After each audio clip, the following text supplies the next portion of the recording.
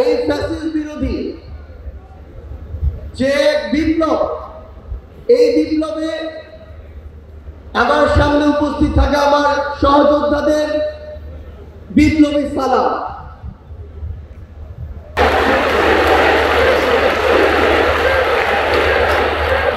আসসালামু আলাইকুম ওয়া রাহমাতুল্লাহি ওয়া বারাকাতুহু।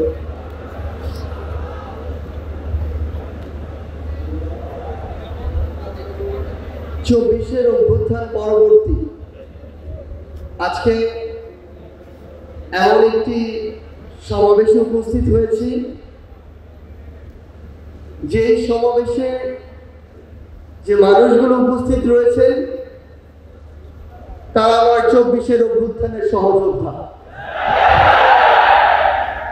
আমরা এই চব্বিশের অভ্যুত্থানের শুরু থেকে যখন এমন অনেকেই রয়েছে, অনেক ব্যক্তি, অনেক গোষ্ঠী, যাদের সাথে আমরা বিভিন্ন প্রয়োজনে যোগাযোগ করতে চেয়েও বা করেও যোগাযোগ করে উঠতে পারিনি, কিন্তু আজকে আমার সামনে আমার যারা সহযোদ্ধারা রয়েছেন তাদেরকে আমরা প্রত্যক্ষ এবং পরোক্ষভাবে পেয়েছি।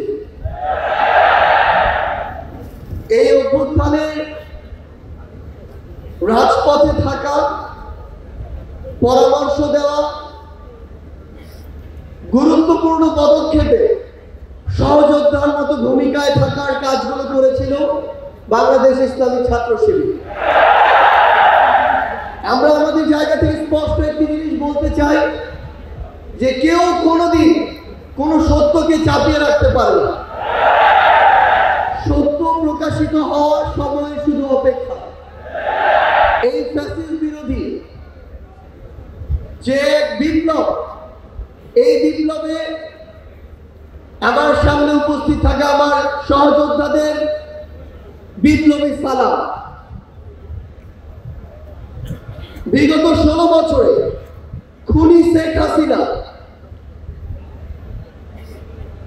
যাকে তার পটেনশিয়াল থ্রেট মনে করেছিল, তাকে যেভাবে পেরেছে নানা উপাধি দিয়ে, নানা তকমা দিয়ে ব্লেম গেম খেলা যেটি ছিল সেই খেলার মেতে উঠেছিল। আমরা দেখেছি অনেক নিরপরাধ মানুষকে, অনেক নিরপরাধ আলেম ওলামাকে কিভাবে শুধুমাত্র তার পটেনশিয়াল থ্রেট মনে করার কারণে জেলখানা থেকে শুরু করে হামলা, মামলা, নির্যাতনের মাধ্যমে হত্যা করেছে। আমরা আমাদের জায়গা থেকে মনে করি যে বাংলাদেশ ইসলামী ছাত্র শিবির সহ বাংলাদেশের এমন অনেক গুরুত্বপূর্ণ ব্যক্তি ছিল, সংগঠন ছিল, যাদেরকে এই খুনি শেখ হাসিনা বাংলাদেশে, এই স্বাধীন দেশে বেঁচে থাকাটা তাদের জন্য দুঃসাধ্য করে রেখেছিল।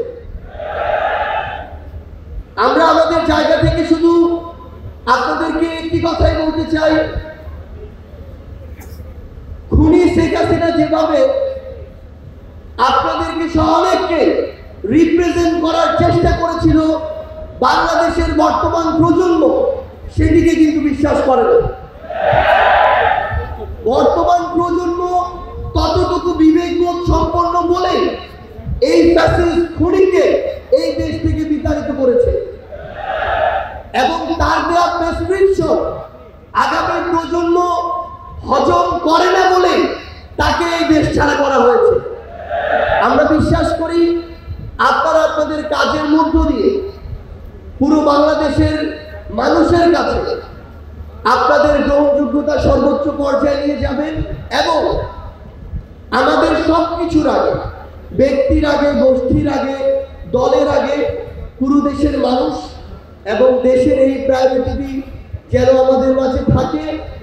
আমরা বিশ্বাস করি 24-এর অভ্যুত্থানে আমরা একসাথে হাতে হাত রেখে, কাঁধে কাঁধ মিলিয়ে, এমনকি পরিকল্পনার টেবিলে একসাথে বসে যেভাবে আমাদের কাজগুলো করেছি, আগামীর বাংলাদেশ গঠনে দেশের স্বার্থকে সবার আগে রেখে আমরা একইভাবে ঐক্যবদ্ধভাবে কাজ করে যাব।